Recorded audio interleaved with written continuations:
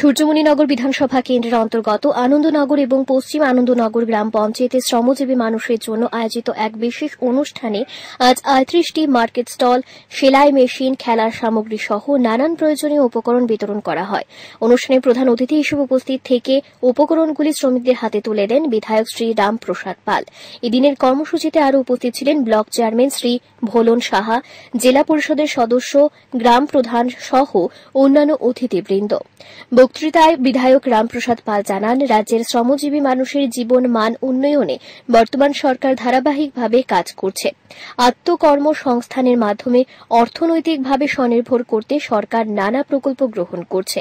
এদিনের উপকরণ পেয়ে উপকৃত শ্রমিকরা সন্তোষ প্রকাশ করেন এবং ভবিষ্যতেও এমন কর্মসূচি চলমান রাখার দাবি জানান। সিপিএমের নেতারা আছে, এখনো তারা এলাকায় অ্যাক্টিভ আছে, তারা এখনো আমাদের বিরুদ্ধে আলোচনা ভাবে জনগণকে বিভ্রান্ত করা থেকে শুরু করে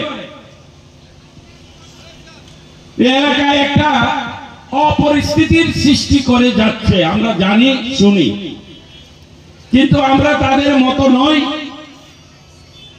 যে বিগত 25 বছর যারা বিরোধীরা আলোচনা করত, তাদের উপর বিভিন্ন ভাবে নির্যাতিত করা হতো, বিরোধীদেরকে বিভিন্ন ভাবে আক্রান্ত করা হতো, বিরোধীদেরকে তারা যেন এলাকায় মাথা তুলে না দাঁড়াতে পারে তার জন্য যতটুকু করার বিরোধীদের উপর তারা সেই রকম অত্যাচার করে যেত। কিন্তু এই সরকার আসার পর এই এলাকায় আমি বিধায়ক হওয়ার পর থেকে এই এলাকায় বিরোধীরা যেন সুনিশ্চিত থাকে, বিরোধীদের উপর যেন কোনো প্রকার শাসক দলের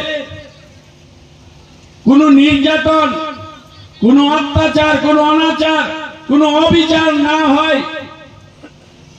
বিরোধীরা যেন তারা তাদের মতে এলাকায় চলতে পারে। যদি আমরা ভুল করে থাকি, বিরোধীরা যেন সেই ভুলের আওয়াজ উঠায়, আমরা তার সুযোগ করে দেই। আর এটাই আমাদের ভারতীয় জনতা পার্টির পরম্পরা এবং আদর্শ। কারণ বিরোধী যদি না থাকে, বিরোধী যদি কথা না বলতে পারে, তাহলে শাসক তখন শোষক হয়ে যায়। তখন শাসক শাসনের বদলে শোষণ করতে থাকে।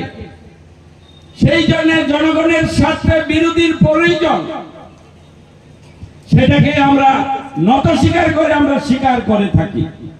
কিন্তু এখানে যারা বিরোধীরা, তারা কিন্তু সেই ধর্ম পালন করছে না। তারা কিন্তু আমরা কি ভুল করছি বা আমাদের লোকরা কি এখানে এলাকায় কোন প্রকার।